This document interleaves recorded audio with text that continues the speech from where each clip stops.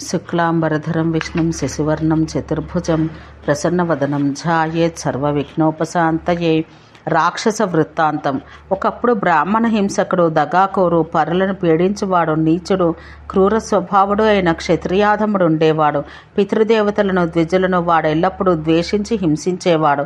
కొంతకాలానికి ఆయువు తీరివాడు మరణించి భయంకర రాక్షసుడైనాడు. ఈ కర్మదోషం వల్ల రాక్షసంలో కూడా వాడు మరింత జనపీడకుడుగా, నరభక్షకుడుగా రూపొందాడు. అదే రాక్షస వృత్తిలో వాడు 100 ఏళ్లు గడిపాడు. కంటికి కనబడిన జీవిని, చేతికి అందిన ప్రాణిని ఏమాత్రం దయా దాక్షిణ్యాలు లేకుండా భక్షించేవాడు. అలా చాలా కాలం పాపాచారుడుగా జీవించాడు. వయసు బాగా ముదిరిపోయింది. ఒక పర్యాయం వాడొక నదీ తీరాన ఊర్ధ్వబాహువై జితేంద్రియుడై తపోదీక్షలో మునిగిన ఒక మహాసాధువును చూశాడు. విష్ణు పంజర స్తోత్రం. ఆ యోగి దక్షుడు, వాసుదేవ పరాయణుడు. ఈ రక్షాస్తోత్రంతో ఆత్మరక్షణ చేసుకుంటూ తపస్సులో నిమగ్నుడైనాడు. చక్రధారి అయి విష్ణువు నాకు తూర్పున ఉండగాక, గదాధరుడై ఆ విష్ణువు ఉత్తర దిశను నిలుచుగాక, సారంగపాణి అయిన విష్ణువు నాకు పడమరగాను, ఖడ్గధరుడై ఈ విష్ణువు ఉత్తర దిశన ఉండుగాక, హృషికేశుడు దిక్కుల మూలలందును తక్కిన సందులలో జనార్దనుడు నిలబడి నన్ను కాపాడుదురుగాక, వరాహ విష్ణువు భూతలాన, నృసింహుడు ఆకాశాన ఉందురుగాక, పదనైన అంచులతో కన్నులు చెదిరిపోయే సూర్యమండల దీప్తితో వెలిగే సుదర్శన చక్రం ప్రేత రాక్షాదులను సంహరించుటకు సర్వత్రా తిరుగుచున్నది. 1000 కిరణాల వెలుగును గుమ్మరిస్తూ అగ్నిలాగా గద రక్షోభూత పిశాచ ఢాకినీ శక్తులను సంహరిస్తున్నది. వాసుదేవుని ధనస్సు విజృంభించిన ఆ శత్రువులను, పశుపక్షి మనుష్య కూష్మాండాదులను హతమార్చుగాక. గరుడును చూసి విషసర్పాలు లొంగిపోయినట్లు ప్రభువు నందక ఖడ్గ ధారాజ్వాలలో మాడిపోయి నా శత్రువులు శాంతులవుదురుగాక. విష్ణు చక్రధ్వని తరంగాలు తాకిడికి యక్షులు, దైత్యులు, కూష్మాంగ నిశాచరులు, ప్రేత వినాయకాదులు, క్రూరులైన మనుష్య, జృంభక, ఖగ, సింహాది మృగాలు, విషసర్పాలు, సర్వులు శక్తి కోల్పోయి శాంతులవుదురుగాక.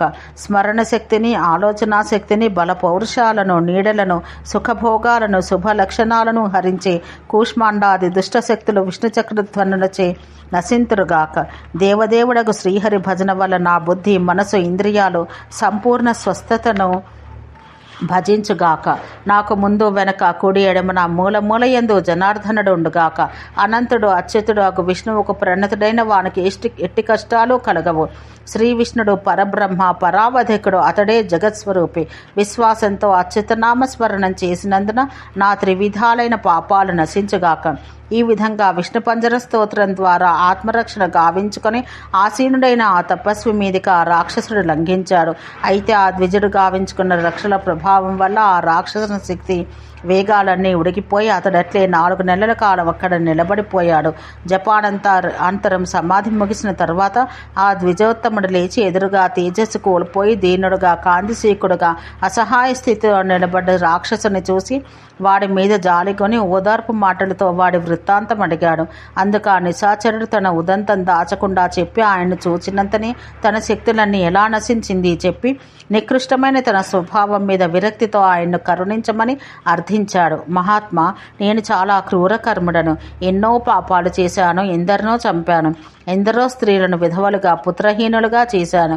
ఏ పాపం మెరుగని అల్పప్రాణులు ఎన్నింటినో వధించాను. అలాంటి నాకు పాపాల నుంచి విముక్తి ప్రసాదించండి. నాకు ఈ జీవితం మీద రోత పుట్టింది. నాకు తరుణోపాయంగా ఏదైనా ఉపదేశం చెయ్యండి. ఆ రక్కసుని వచనాలకు అబ్బురపడి ఆయన సహేతుకమైన ప్రశ్న అడిగాడు. ఇంతటి ఘోరకర్ముడవైన నీకు అకస్మాత్తుగా ఈ మంచి బుద్ధి ఎలా కలిగిందయ్యా? ఇదెలా సంభవం? అందుకు ఆ నిశాచరుడు, మిమ్ము సమీపించగానే మీరు గావించిన రక్షాస్తోత్రాలు నన్ను నిర్వీర్యుని చేశాయి. నా జవసత్వాలన్నీ హరింపచేశాయి. మీ సాంగత్యం నాలో నిజమైన నిర్వేదాన్ని, విరక్తిని కలిగించింది. ఆ రక్షా జపాలేవో అవి ఎలా ఉచ్చరించాలో నేను ఎరుగను. కానీ వాని సంసర్గ మాత్రాన్ని నాలో నిర్వేదం కలిగింది. మీరు ధర్మం తెలిసిన వారు. నా మీద దయ తలచి నా పాపాలు ఎలా పోతాయో ఆ విధంగా చేసి నన్ను కాపాడండి అని దీనంగా ప్రార్థించాడు. అలా రాక్షసుడు చేసిన దీనాలాపాలు విని ఆ మహనీయుడు చాలాసేపు ఆలోచించి ఇలా అన్నాడు. ఓయి, నీ నికృష్ట జీవితం మీద రోత కలిగి నన్ను ఉపదేశించమని కోరడం బాగానే ఉంది. పాపక్షయం జీవికి ఉపకారమే కదా. కానీ నేను నరభక్షకులకు, రాక్షసులను రాక్షసులకు ఉపదేశం చేయజాలను. అందుకు నీవు విప్రుల వద్దకు వెళ్ళి ఆర్థించము. అలా సలహా ఇచ్చి ఆ ఋషిసత్తముడు వెళ్ళిపోగా ఆ రాక్షసుడు ఆ పాపం ఎట్లు పోగొట్టుకోనగనా అని చింతతో కుంగిపోయి నాటి నుండి భయంకరమైన ఆకలికి కూడా ఓర్చుకుని ప్రాణులను తినడం మానుకున్నాడు. ఓం శాంతి శాంతి శాంతి.